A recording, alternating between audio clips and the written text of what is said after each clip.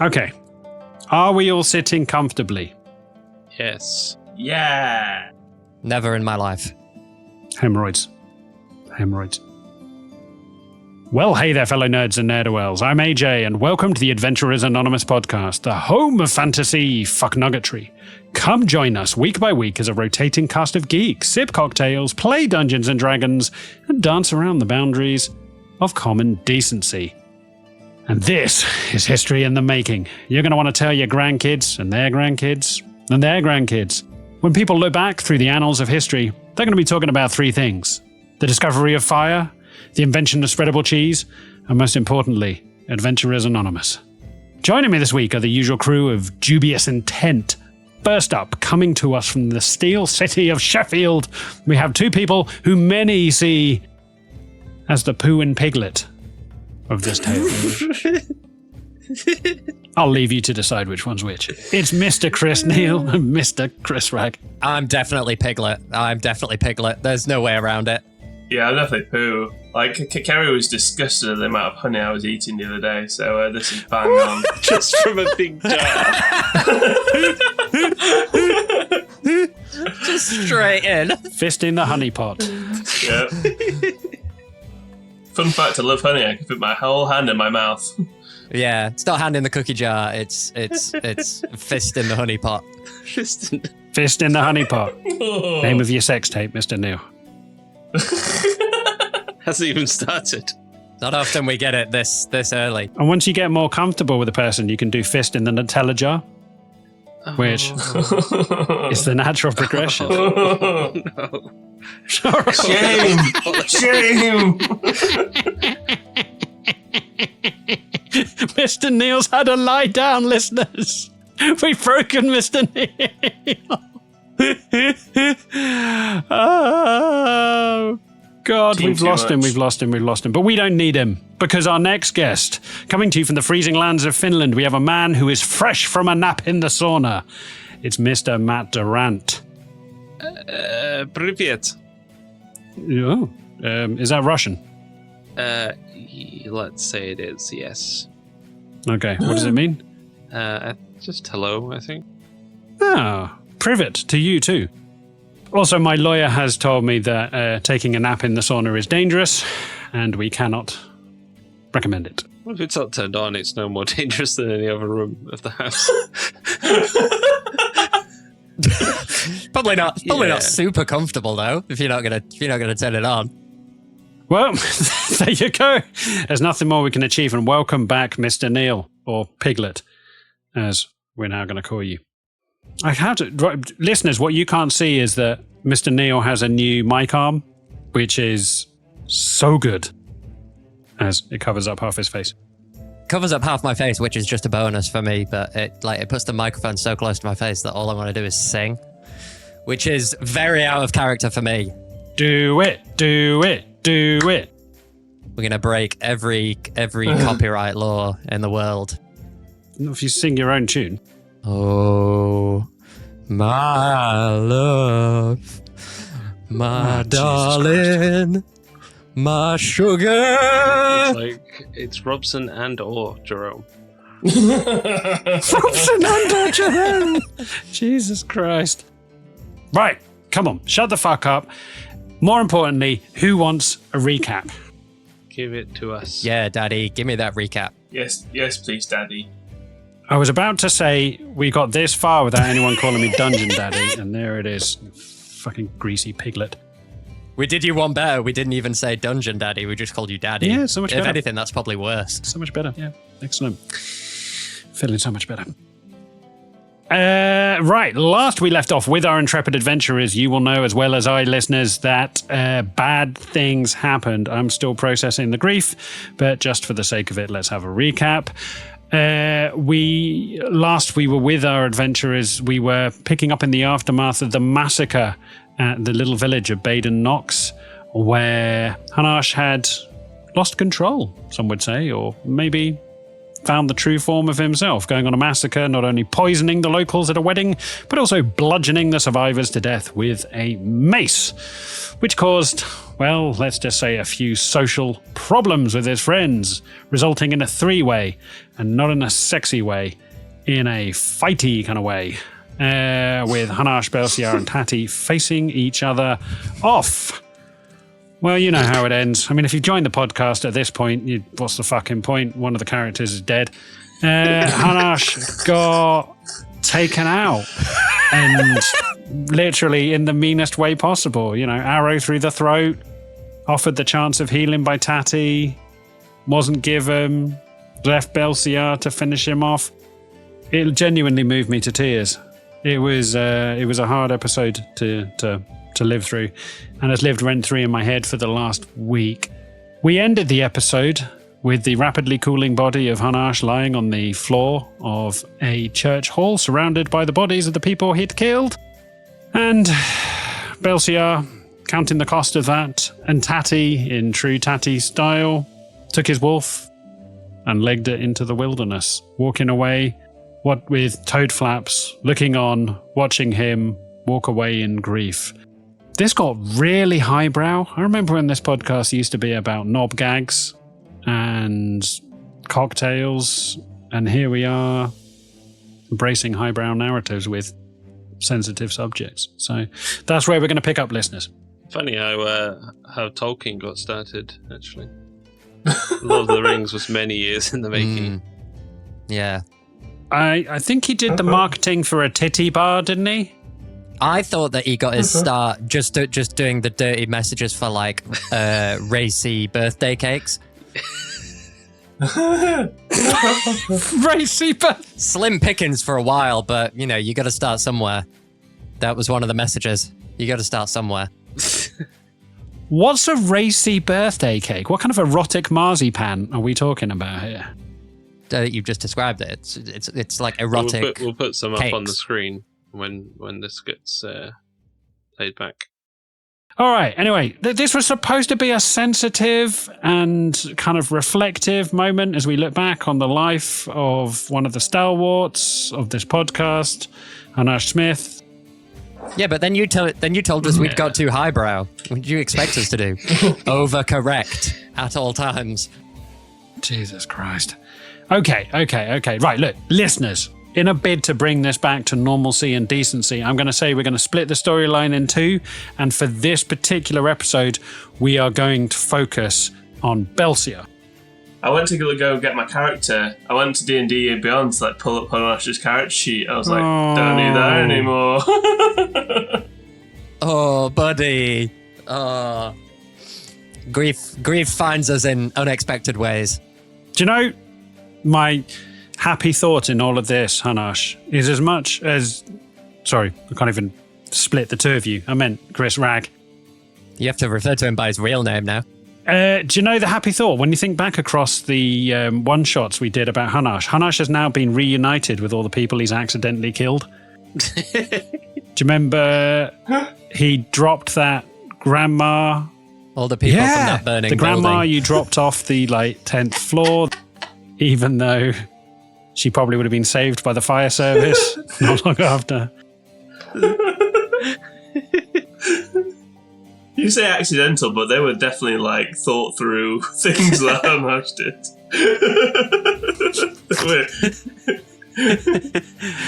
Listeners, if you've never heard the Blazing Inferno one-shot of Hunnarsh's young, not young childhood, when he was a younger police officer, I would highly recommend it. Go back through our back catalogue and find the Blazing Inferno episode. It is well worth it.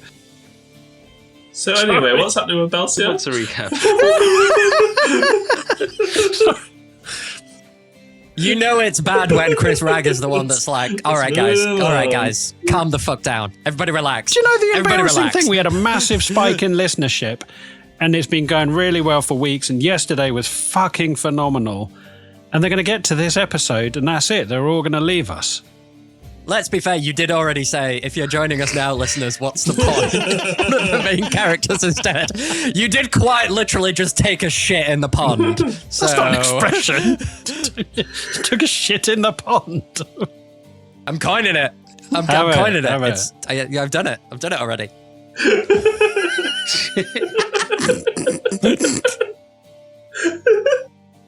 Right. Can we please grasp this episode by the horns and get on with it? Right, Belciar, what are you doing in this village? As you look around in Baden Knox, you're surrounded by the grieving, the dying, the dead. Your friend in particular is lying on the church hall floor, eyes staring at the ceiling, cold, dead and still. As you look the other way and see Tatty and Barbara walking very slowly into the edge of the tree line. You see Maud resuscitating Aristobulus, who fell ill.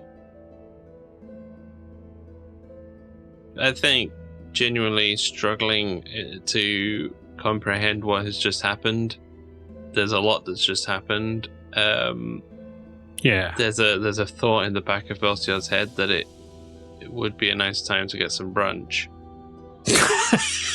But that's so far behind for the first time in his life. That's not even in the top 100 things that he's thinking about. Just overwhelmed, just thinking, when is this gonna feel normal? Will this ever feel normal? I've just killed Hunnarsh, my oldest friend, the only one who was looking out for me when I was digging pizza out of the bin behind a Domino's. Where do I go from here? Domino's is a strip joint in Nicodranus, is it? What's Domino's? It's named for the... I'm not fast enough to come up with a clever... There's a joke in there somewhere if you look hard enough. Yeah, we'll edit one in. It's got a cheesy crust. Stuffed crust. Ah, there it is, listeners.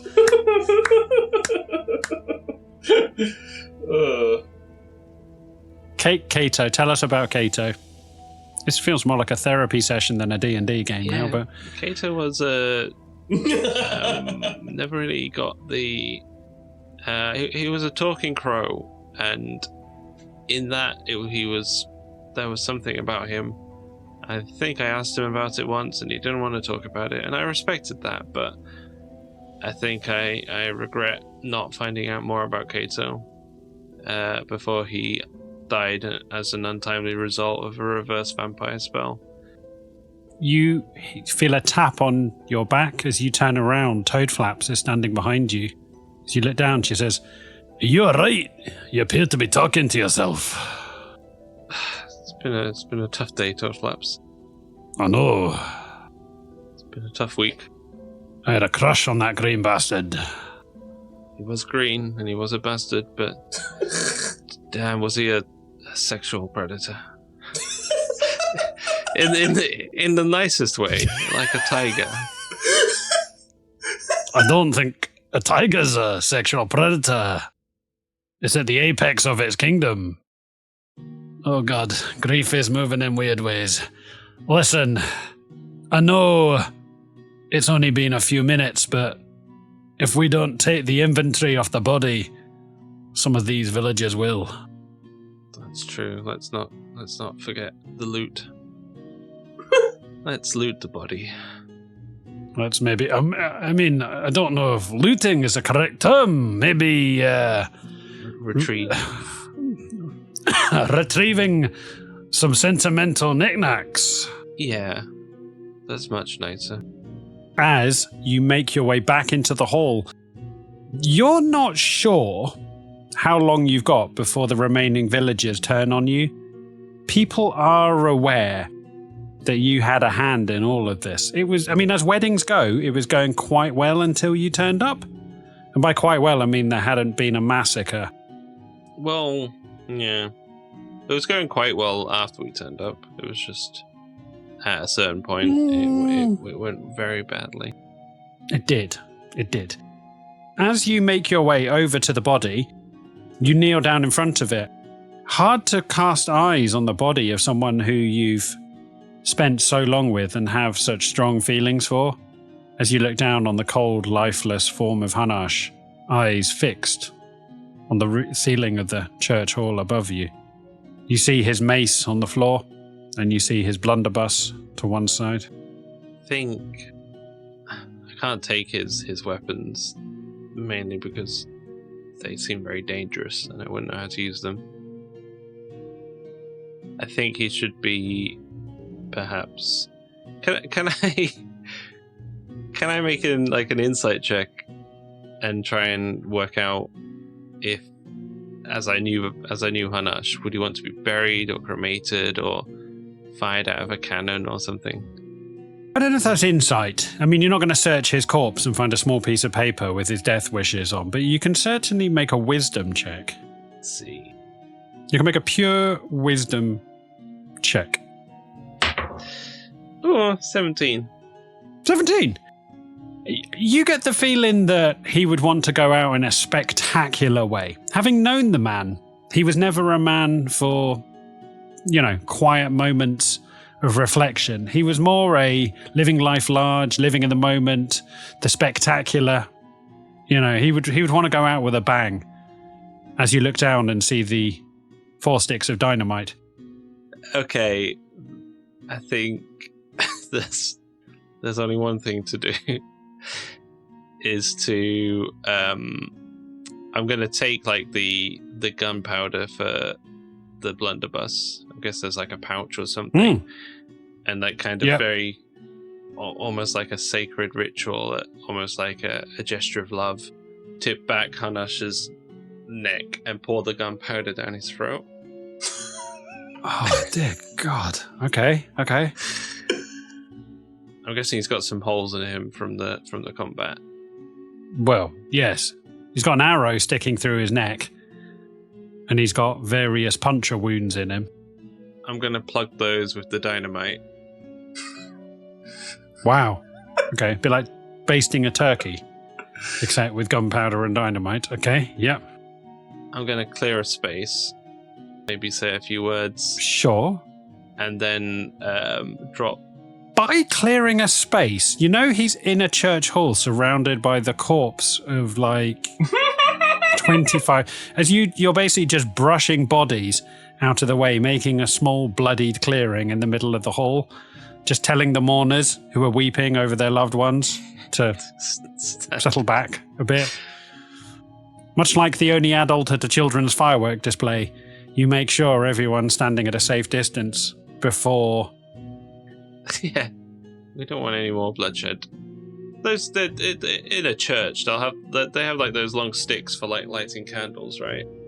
Like a censer, I think. No, not a censer. What's it called? I know what you mean. Yeah, like a wick. Yeah, like a long wick. Yeah.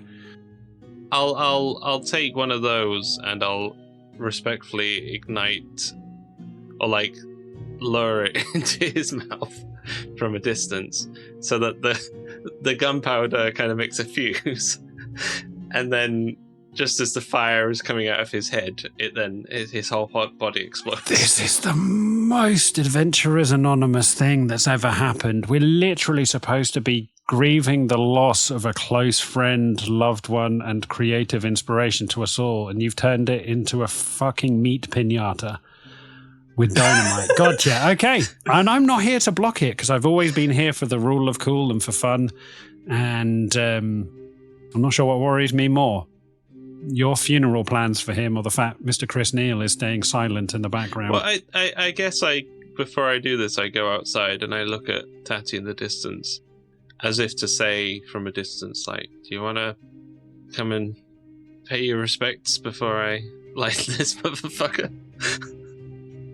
You hear a voice behind you. You see Aristobulus is limping. He's being held up with a crutch on one side and an arm over the shoulder of Maud. As Aristobulus is like, all right, mate, what are you doing? Well, I don't really know, but I feel like it's the right thing to do. The right thing for what? I don't know, really. He always liked to go out with a bang. Aristobulus hobbles with Maud over and he sees Hunnarsh and he just stands there for a while. He can't take in what's happening. Nobody's told him yet that Hunnarsh is dead, as he just stares for a while. Oh, shit. Oh, God, Aristobulus, I'm sorry. I think he knows now. Okay, well, Hunnarsh went rogue and we had to kill him. And now Tatty's gone, and it's all my fault. I ruined everything. I don't know what I'm doing. I just put the dynamite in the body, and then I didn't think what was going to happen next. Nah, mate, you're probably right. We'd want to go out with a bang. As you look over, you see Aristobulus is genuinely touched. He is fucking filthy at the best of times, but you see 2 clean furrows down his cheeks where he's been crying. And the tears are washed away, 2 little, like, valleys of clean cheek on each side as he's like, nah, he's all right. As you see Aristobulus walks over, you don't know what Aristobulus says, as he pulls one of his religious necklaces off and just lays it over Aristobulus's head and walks back to you. Yeah, I think he would want something like this, you know? Something respectful. Yeah. Well, thanks, Hunnarsh, for being there and being green. Whether you were shitting down a well or shooting doors or just bedding old ladies, you always you always knew what wherever the party was, it wasn't far from you. I think we can all learn something from that. Aristobulus like, yeah, I remember the time he won a wrestling match against a female dwarf fighter. God, I remember. Do you think we should telegram me? Remember when he took a lover in prison? Gosh, I wonder where he is now. Probably dead. Yeah. He always loved his dynamite. Couldn't get enough of the He stuff. really did. Well, I think it's time. Go on. Just out of interest, how far back should we stand? How many sticks of dynamite have you used? Well, there's 4 in total, but I think they're... All right. Let's just stand next to the door, just in case. As you see, the other members of the village are now leaving hurriedly. They've seen what you're doing. As people are dragging, you see people like getting arms and legs and dragging the bodies of their loved ones out of the hall in a bid to save something to bury. As you slowly light the wick using magic. What do you do? Just waiting in that uncertain space between lighting a fuse and exploding your friend's body that we all must face one day. Aristobulus is like, do you want me to do it? You are a holy man, maybe that's for the best. Or, oh God, this is conflicting. As he looks over at Maud. Maud is just silent, just staring, just stroking her sugar glider, staring at the body of Hunnarsh. As all of you take a respectful step back to the edge of the hall, as you look round at the massacre, Aristobulus charges forward, lights. God, who would have thought Keith outlived Hunnarsh? I wouldn't have put money on that.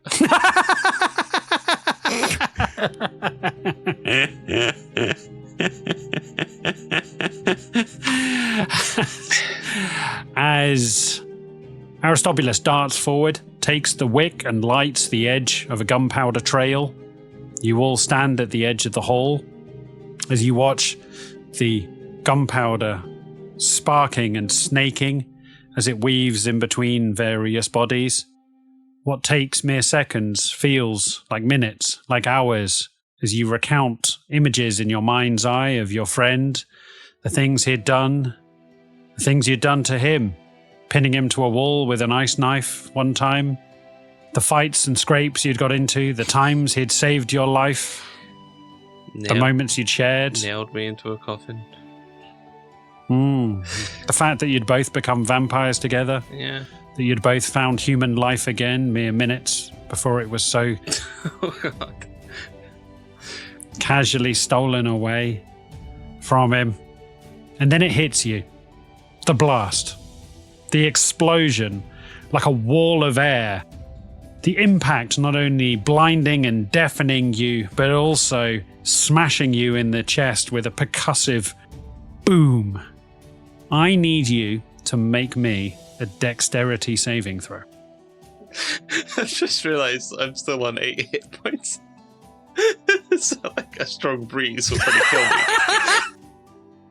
Oh, yeah, of course it's natural one. Natural 1. Maud got a 19, and Aristobulus. Come on, Aristobulus.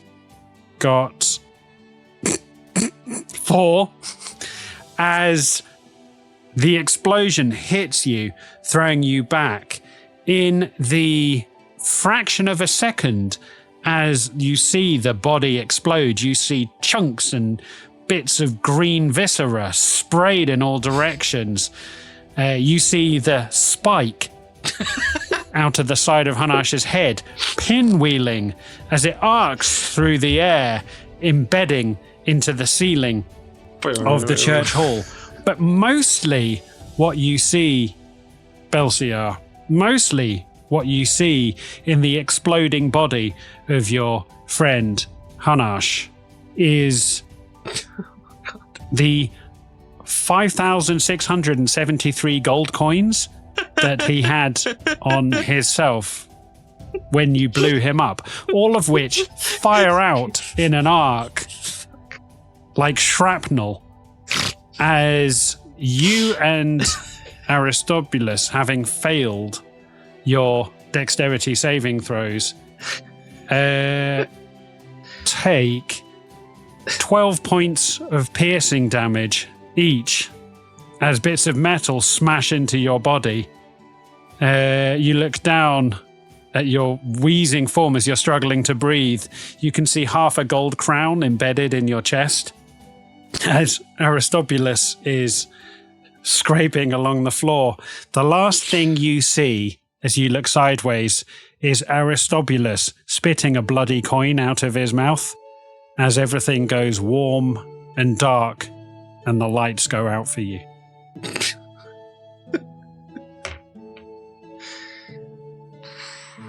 That's life. How are you doing, just out of interest? What, me? You talking to Matt? I mean, how many health points did you have? I had 8. I just want to point out that I did leave that healing potion for Belciar when Tatty left. Just in case Aristobulus doesn't feel like healing Belciar. We're going to get to Tatty's story, so don't worry, listeners. We will loop back round on it and we will rejoin Tatty not too long. But at the moment, we're focusing on Belciar's story. Now, you don't know how long it's been, Belciar. You are having the weirdest dreams about your father and being back in the wizard's sleeve. And your father is trying to teach you the value of saving for the future as he's slowly handing you gold coins one by one. You're having the weirdest dream, except you're naked in this dream. You're having a very weird fever dream that involves one of your teachers, who's called Orthogonal Kaput, if you remember from the wizard's sleeve. He's also naked, and you're not happy about this, but your dad just keeps on handing you gold coins, as suddenly the air bursts back into your lungs as you open your eyes. They're crusted together with what you can only assume is like carbon and blackened soot. As you open your eyes, staring up, you realize that you're in a camp bed in a small room and your body is covered in bandages. It was all a dream. Hunnarsh is alive. As you feel a screaming pain, as you look down and see somebody's pulled another gold coin out of your chest, as they put it in a bowl with a clink. Where am I? You look into Maud's eyes as she's like, "You are with one of the last surviving members of the fucking Crunkfuckers, you bell end." As she just shoves a bowl into your hand that contains 23 gold pieces. Cool, money. All of which are covered in blood. Who's left? Is Hunnarsh dead? Oh, Hunnarsh is more than dead. Hunnarsh is spread over a wide area and buried under a church hall. Oh, he would have liked that. As she shoves something into your hands, as you look down, you're holding a twisted and slightly sooty and burnt metal spike with a chunk of skull on the end of it. A memento. I grip it tight. As you hear a groan from over the way, you look over through bleary eyes as you see Aristobulus hunched over in bed as he's just weeping. Are we inside? Wow. Yeah, very much, yes. You're in one of the village huts. As you look over, Aristobulus is crying. As you just hear Aristobulus saying, "He's gone. He's gone. He's gone." I wish I don't know, I guess in hindsight it's 2020, but perhaps we should have taken the money off him first. But that felt so... It didn't feel right. He wouldn't have wanted us to prepare and be careful. Just hear Aristobulus going, "Man, you killed him. He's gone." I had to, Aristobulus. You had to what? Kill him? Didn't I? What did he ever do to you? I mean, he just tried to kill me on several occasions and nail me inside a coffin. And Aristobulus looks confused and he's like, "When? What are you talking about?" As you realise, you look over, you see Aristobulus is holding two halves of his flute. Oh no! As you realise you've broken it irreparably, Aristobulus is like, "You broke my fucking flute. You killed him." Oh, this is all a bad dream. As you feel something crawl up your chest, you see a slightly burnt Pikato who's grinning at you. He's got a gold crown sticking like out the side of his head, like dug in from the explosion. Oh, Pikato, my only friend. Can I give him a little kiss on the forehead? As you go to kiss Pikato, he just bites your bottom lip. He's full on fucking feral. He's not having any affection. As by bottom lip, you're a crocodile. You've got a hell of a bottom lip, Yeah, but you get there's a lot the of, idea. Maybe he bites your tongue. You're all bottom lip. Yeah, as things come to a head. Yeah, as you sit up, you are in all kinds of pain. You can smell. Your sense of smell has been something that you've not really enjoyed as a vampire for quite a long time. As now that you're human, you're realizing these kind of pains and these kind of feelings are kind of novel. As much as you wish they weren't, it's nice to feel them again. As you look over, a man enters at the end of the room. You see the trendy youth pastor, Amos Hawthorne. Amos, can you do a thing to make me feel better? Not sexual.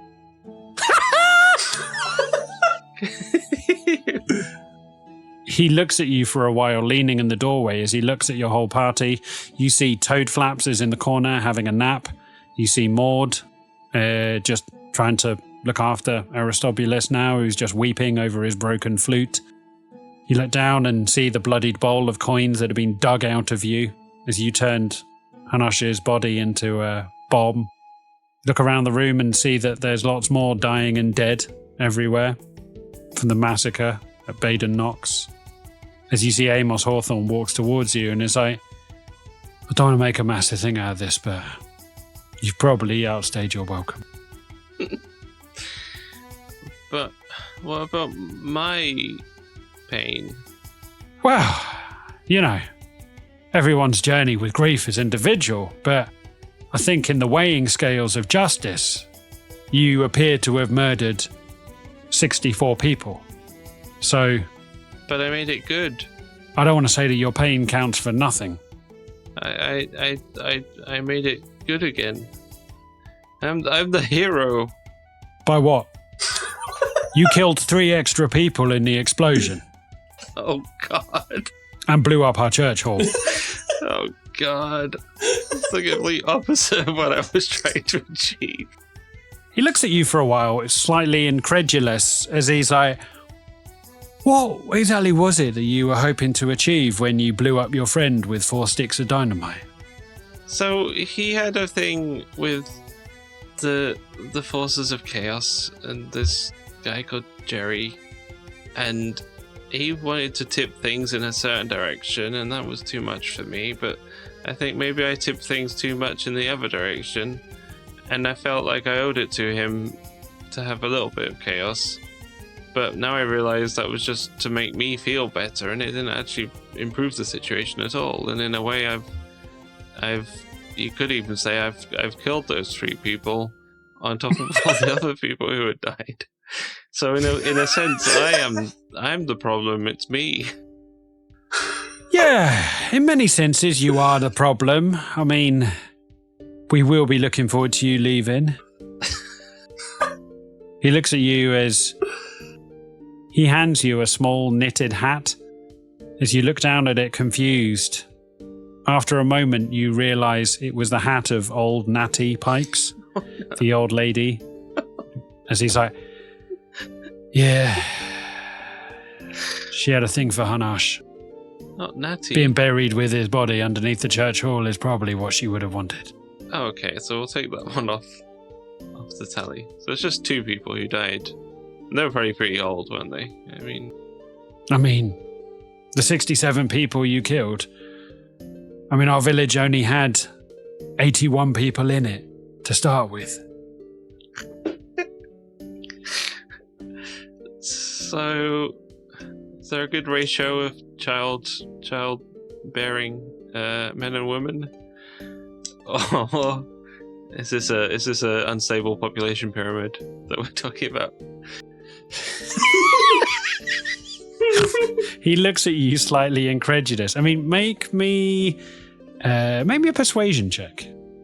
Actually, just make me a pure charisma check at this point. I'm not sure you're trying to persuade him of anything. We're just merely curious to see how sensitive you're being. To just achieve basic human social skills in the aftermath of...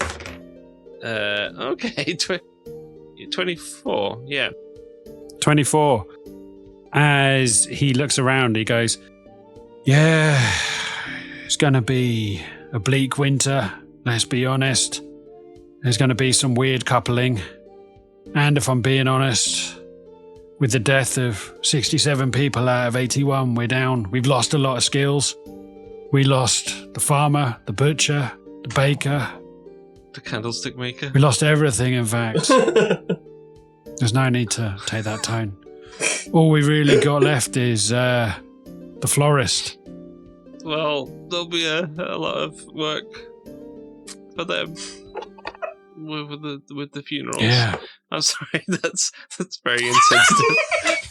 maybe I will leave. As you go to sit up, you just hear the creaking of your ribs. As he's like, yeah, maybe it's time to leave. As he's like, I'll give you till sundown. How does that sound? Yeah, we'll be gone before then. All right. Oh, and you forgot this. As he drops something into your hand, as it's a piece of fabric with a knot tied in it, in holding something in almost like a little pull string bag. I very curiously open it up. You see it's glowing green on the inside. As you look down, you see the glowing orb that Hunnarsh had swallowed all those years before. That's where it got to. Oh, this means a lot to me. Thank you. He's already gone. As you look over where he was standing in the doorway, all you see is Peter Bogdanov glaring at you. All right, Pete. I'm guessing. I'll just hand him the cup of bloodstained gold coins, and I'll be like, I don't know what this will get me, but you might as well have them. God, that's grim. Make me a persuasion check. With disadvantage, because you killed the man's brother. Oh, they were brothers. Oh, I feel really bad. What, you thought Jeffrey and Peter Bogdanov were just, lovers? No, they were brothers. They were identical twins. You murdered one of them. Or at least were party to their murder. I guess I always assumed one of them was just had one name. what's the word? Mononymous. Related. I think that's why I called them PB and J, because I was like Peter Bogdanov and Jeffrey, and I was like, but I never knew what Jeffrey's last name was. Dear God. Wow. Just destroying churches, destroying families. It's a great episode for Adventurers Anonymous. It really is. That's a 7. He looks at you for a while, looks down at the money. He just walks over to you, and he just pours the bowl of bloody coins onto your chest as he's like, "Our work is done." They just shout after him like, "You should be grateful. I got revenge on the guy who killed your brother. You dick." He nods at you slowly as he just walks out the door as you watch his back leave. This is terrible. This is just worst day of Belciar's life. Yeah, I'll just sadly gather up all my things and very dramatically start walking out. But also looking behind me to make sure that everyone else is following. You see everyone else gathering round as Maud is like, "Well, where from here? Do you have the Emmentails?" What have I told you I did? Well, then at least we could carry on with the bloody quest that we've been working towards for years. What else? Yeah, let's go to, So Belciar's running through the scenarios and thinking that perhaps the best thing to do now that he's become kind of the de facto head is to maintain a sense of, not denial, but maintain a continuity by making out everything's fine and just being like, yes, we'll go and see the lady we were meant to go and see at that place. I can see why they put you in charge. God, you really do have a finger on the pulse of this mission. Do you have any of the facts at your disposal? Tatty was the plan, man. You were what? The Iceman? The man with the what? plan. But what now? Well, we'll go to the Go where? the ancient chapel of the Emmentails. She sighs. She's like, I think it was called Snig Thickets. Yes, exactly. I didn't want to tell you. I didn't want to mansplain to you and insult your intelligence by assuming that you didn't know what it was called. So let's go to Snig Thickets. She just sags. And do what? Take what? Say what? We'll take the Emmentails. We have nothing to show. We don't have the Emmentails. I have the Emmentails. Show me. I took them off Tatty when he was in the toilet. What were you doing in the... Never mind. Show me. How much can I get away with prestidigitation? You can make minor illusory effects, but I don't think... Yeah, I reach into my bag and I pull out an entirely illusory slice of Emmental. All right. Make me a deception check. And she's going to roll an insight check. Come on. 14. All right. She rolled 21. As she looks, her eyes light up. For just a fraction of a second, hope appears for her. As she looks down and watches the image, the illusion, slightly crackle and warble, as she pokes a clawed finger into it and it goes straight through. She looks up at you, slaps you hard across the face and says, after all this, dear fucking God, come on, we're leaving. As she walks away, the elves will be here any minute. Shit. You don't think your little firework display won't have drawn them over here? Might have scared them off. Let's just go then. Okay, let's march off. As all of you gather together Belciar, Maud, the familiars that are left, Aristobulus, Toadflaps, you all gather together, bringing the last of the inventory of Hunnarsh. Those who want to keep bits, pick up the bits they want and store them away. As you all stand looking at the final blazing wreckage at the church hall, knowing that it covers the majority of the body of your green friend, as you watch the smoke billowing out of it, the party turns and walks away from the village of Baden Knox. And that is where we are going to pause this episode. Wee wah, wee wah, wee wah. Dear God, that took some pretty weird twists and turns. That was intense, man. Yeah. I hope Jerry is finding this very amusing. I'm sure he is. Jerry's probably got on the best suit known to man. Jerry's probably been given about 3 pay rises since this all happened. Dear God. That was... I can't even bring myself to do a stay tipsy. Stay grieving. All right, on 3. Come on. 1, 2, 3. Stay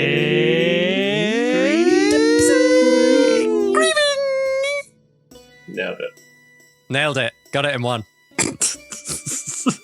Listeners, fucking hell. I mean, if you really have joined us at this point, why? Why? I mean, it's all for naught. What AJ means to say is you've joined us at the best possible point to get into the story. Yeah, Oscar nominations are still open, and, Yeah. I feel we could be in with a chance. We could be the first podcast to win an Oscar. We could be. It's possible. Right. Well, grief is a complicated thing, and if you've been affected by anything across the course of this episode, I suggest you reach out to Matt Durrant on the social medias and let him know. I'll be happy to advise on dynamite procedures. Just very respectful rituals. Classy. Do you know who's been really quiet throughout this whole thing? Chris Wragg. How was that? I found it intense. I was like, it's like Belciar would really get hammered by everyone. It was brutal. Yeah. That was hard to listen to in some bits. Just like Belciar being blamed for a lot of things. This episode's a lot more real and intense than the last episode. I feel like it's actual emotion. Actual consequences. This episode is like the aftermath of a death, which feels more real to us, not to get too real, but, it feels more real to us as real people than 3 people in the middle of a wedding where most of the people have been killed and 3 friends fighting. Like that, I don't know about you guys, but I've never had that Very experience rarely. before. Only a couple of times. Less than 5. Yeah. Only at my own wedding. We called it the Brown Wedding. Wow. Jesus Christ. It's a goodbye from me, AJ, your dungeon master. It's a goodbye from Mr. Wragg, the green ghost. Dear Lord. It is a massive goodbye from a man who is left shouldering a lot of the blame. Goodbye. I genuinely was wondering when you were going to notice that he still had 6,000 coins on him when you were blowing him up. But I thought I'd play it out. It assumed they would be in a purse, realistically. They're not all over his body like a hand grenade. Have you met Hunnarsh? He lived his life as a sentient hand grenade.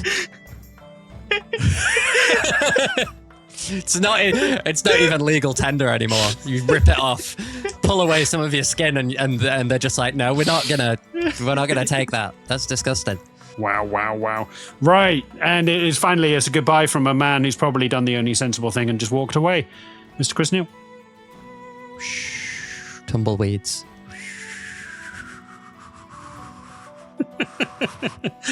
All right, we will see you soon. Adventurers out.